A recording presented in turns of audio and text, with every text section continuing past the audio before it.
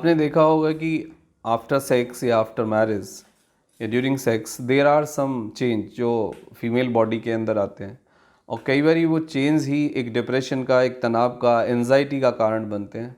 और देखा जाता है कि कुछ लड़कियां आफ्टर सेक्स एक अलग सा बिहेवियर उनका हो जाता है, एक एंजाइटी रहती है, डिप्रेशन रहती है और सबसे बड़ी चीज़ होती है कि एक फियर के साथ एक कन्फ्यूजन भी डेवलप हो जाता है। अब प्रॉब्लम ये होती है कि अब उसको किसके साथ डिस्कस किया जाए, उसको कैसे डील किया जाए। तो आज हम बात करेंगे कि change in a female body during sex and after sex. So क्या उस दौरान बदलाव आते हैं और वो बदलाव क्यों होते हैं, और ड्यूरिंग सेक्स जो चीज़ें बदलती हैं वो क्यों बदलती हैं, हम आज उस पर बात करेंगे।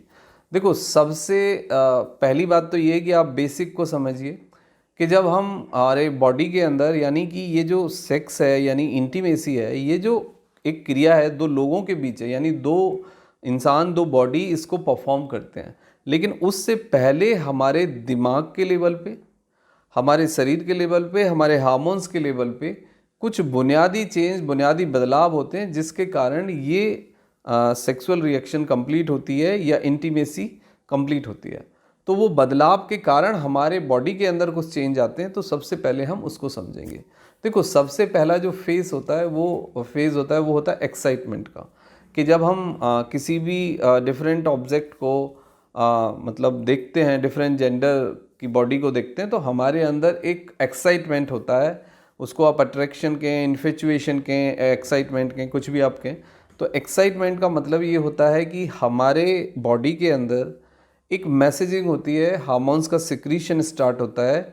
जो सेक्स हार्मोन्स हैं वो सिक्रीट होने शुरू होते हैं, और जो हमारी एड्रिनल ग्लैंड है वो एक्टिव हो जाती है। और फिर दूसरे कुछ हार्मोन्स हैं, बायोकेमिकल लेवल पे भी कुछ चेंजेज होते हैं, सेरोटोनिन, डोपामाइन पे, लेकिन वो बहुत कम लेवल पे होते हैं। जो मेजर हमारे बॉडी के अंदर चेंज होता है, इसको ऐसे समझिए कि जब हम आइज़ हमारी देखेंगी या हम टच करेंगे, उसको फील करेंगे, तो ये मैसेजिंग होती है हमारे ब्रेन के अंदर। हाइपोथैलेमस है जो आप सेंट्रल नर्वस सिस्टम, उसके बाद हमारी मास्टर पिट्यूटरी ग्लैंड, और देन वो फिर कंसर्न ग्लैंड को मैसेजिंग करती है, और उससे फिर ये सब चेंज शुरू होता है। तो आखिर उसको फिर कैसे समझें, फिजिकल लेवल पे, फिजियोलॉजिकल लेवल पे। सबसे पहले हमें थोड़ा सा पैल्पिटेशन होगा, डिजीनेस हो सकता है, एंजाइटी डेवलप हो सकती है, और एक अजीब सी फीलिंग, कुछ लोगों को घबराहट, पसीना आना, बेचैनी भी हो सकती है। फिर हमारा पल्स रेट थोड़ा सा बढ़ेगा, रेस्पिरेटरी रेट बढ़ेगा, बीपी थोड़ा सा बढ़ जाता है। और यदि फीमेल है तो ब्रेस्ट के लेवल पे हार्डनेस, निपल्स थोड़े से हार्ड हो जाते हैं, वेजाइना के अंदर सेंसेशन स्टार्ट होता है, और हमारा टुवार्ड्स द वेजाइना ब्लड का फ्लो थोड़ा सा बढ़ जाता है, टुवार्ड्स द ब्रेस्ट फ्लो थोड़ा सा बढ़ जाता है, और एक एक्साइटमेंट के साथ साथ एक वेजाइना का कलर चेंज होता है, और हमारे जो ब्रेस्ट हैं, वो निपल्स हैं, वो थोड़े से हार्ड हो जाते हैं। इसके बाद सेकंड फेज़ में आपको होता है जनरली कि थोड़ा बहुत सिक्रीशन हो सकता है, और हार्डनेस हो सकती है, बीपी थोड़ा सा और बढ़ेगा, एक्साइटमेंट पीक पर आ जाता है, और इसको हम एक हार्मोनल फेज़ भी कह सकते हैं। इस फेज़ में हार्मोनल चेंज, बायोकेमिकल चेंज होते हैं। और इसके बाद जो थर्ड फेज़ है, that called a climax phase. इस क्लाइमैक्स का जो फेज़ है, इसमें हार्मोनल सिक्रीशन पीक पे होता है, ब्रेस्ट वहाँ कम्प्लीटली हार्ड हो जाते हैं, वेजाइना थोड़ा सा हार्ड हो जाता है, सिक्रीशन दिखता है, वेजाइना का कलर चेंज हो जाता है, और स्किन यानी का भी कलर चेंज होगा, फेस पे भी थोड़ा सा ग्लो देखा जाता है। और उसके बाद जो एक पेनिट्रेटेड सेक्स होता है, तो उस दौरान फिर ये हमारा जो ब्लड प्रेशर है, पल्स रेट है, और ये सब कुछ थोड़ा सा और बढ़ जाता है।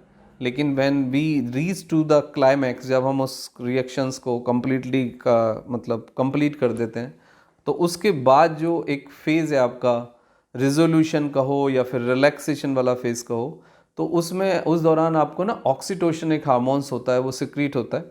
तो ऑक्सीटोसिन के सिक्रीशन से हम क्लाइमैक्स को अचीव कर पाते हैं, इंटीमेट हो पाते हैं, एक दूसरे के साथ अट्रैक्शन में आते हैं, एक इन्फेचुएशन, एक अट्रैक्शन बनता है, एक बॉन्डिंग बनती है। Is just called as a bonding, आप इसे कह सकते हैं।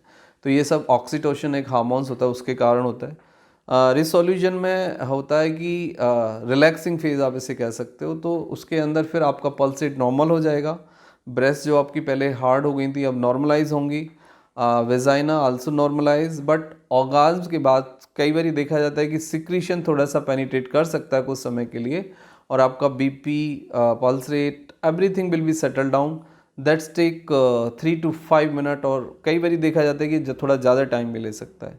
तो ये एक पॉसिबल चेंज है ड्यूरिंग सेक्स। अब इसके साथ साथ एक और चीज़ होती है कि जब फर्स्ट टाइम ये सेक्स होता है तो एक फियर रहता है, एक तनाव रहता है, एग्जीक्यूट होगा नहीं होगा, दर्द होगा नहीं होगा, ज़्यादा होगा, प्लस एक जो आजकल एक बात है कि भाई फिंगर टेस्ट से पता लग जाता है, तो कोई फिंगर टेस्ट एज सच नहीं होता है। और बहुत सारी जो फीमेल्स होती हैं उनको झिल्ली जन्म से ही नहीं होती है, बहुत सारी जो फीमेल्स होती हैं उनकी झिल्ली due to any reason, exercise, weight lifting, सीढ़ियाँ चढ़ना, जंपिंग करना, and there are an number of the reason, वो झिल्ली अपना आप भी टूट जाती है। तो ये जो मसला है कि भाई वर्जिनिटी टेस्ट करने का, ये फिंगर टेस्ट या कोई सर्जरी हो सकती है या कुछ पता लगता है या नहीं लगता, तो आंसर इज़ कम्प्लीटली नो। अभी तक दुनिया में ऐसी कोई जांच, ऐसा कोई टेस्ट, ऐसा कोई ब्लड टेस्ट, ऐसा कोई अल्ट्रासाउंड या स्कैन या फिर फिंगर टेस्ट या कुछ भी ऐसा नहीं है जिसके आधार पे एक साइंटिफिक वे में रिलायबल बेस से कोई भी इंसान बता सके कि दैट इज़ वर्जिन और नॉट वर्जिन टेस्ट, मतलब सेक्स इज डन बिफोर और नॉट। तो इसके बारे में कुछ नहीं कहा जा सकता है। इसलिए आई एम सीधा सा मैं सबको बोलता हूँ कि ये मिथ और अंधविश्वास और ये जो टैबू वाली टिपिकल जो थॉट्स हैं इनसे बाहर निकलिए, प्रैक्टिकल बनिए और नॉन साइंटिफिक चीज़ों के साथ आप थोड़ा सा सावधानी से डील करिए। अदरवाइज़ आपकी लाइफ में unnecessary confusion, depression, dilemma, argument, violence, ये सब कुछ आ जाएगा धीरे धीरे, और आपका रिश्ता एकदम कलेप्स हो जाएगा, डैमेज हो जाएगा। तो ये एक कुछ चेंज हैं, कुछ बुनियादी चीज़ें हैं जो सेक्स के दौरान होंगी, ये चीज़ें बदलेंगी। इससे घबराना नहीं है, इससे परेशान नहीं होना है, पॉजिटिवली उस चीज़ के लिए जाना है। बट अब अगेन एक पॉइंट और है कि कुछ फीमेल्स को या कुछ मेल को पेन हो सकता है, तो आपको थोड़ा सा टाइम देना होगा। जाली यूज़ कर सकते हैं, क्रीम यूज़ कर सकते हैं, पहले से मसाज कर सकते हैं, और कुछ स्पेसिफिक पॉस्चर्स हैं जिनमें कि कम पेन होगा और वो एग्जीक्यूट हो जाएगा आराम से। लेकिन फिर भी प्रॉब्लम रहती है तो आप एक बार डॉक्टर से मिल लीजिए, आप एक काउंसलिंग ले लीजिए, but keep your self, normalize करिए अपने आप को, पेशेंस रखिए, क्योंकि कोई भी इंसान इस चीज़ में पहले से पीएचडी नहीं होता है। एक ये नई चीज़ है, नई प्रक्रिया है, but that will be execute. If you are feeling कि कुछ प्रॉब्लम है तो you can take help from the counsellor और द डॉक्टर से बात कर लीजिए एक बार, वो आपको सारे मिथ्स और डाउट्स को क्लियर कर देंगे। देन फिर कॉन्फिडेंटली ये चीज़ आप एग्जीक्यूट कर सकते हैं। तो इस चेंज के बारे में था ये वीडियो, क्योंकि बहुत सारे लोगों के क्वेरीज हैं, क्वेश्चंस हैं, तो आई होप कि सेक्स के दौरान जो चेंज आते हैं, जो चीज़ें बदलती हैं, वो आप समझ पाए होंगे, और उसके बाद आपकी जो क्वेरीज है वो शायद उसका आंसर मिल गया होगा। Thank you very much and take care yourself.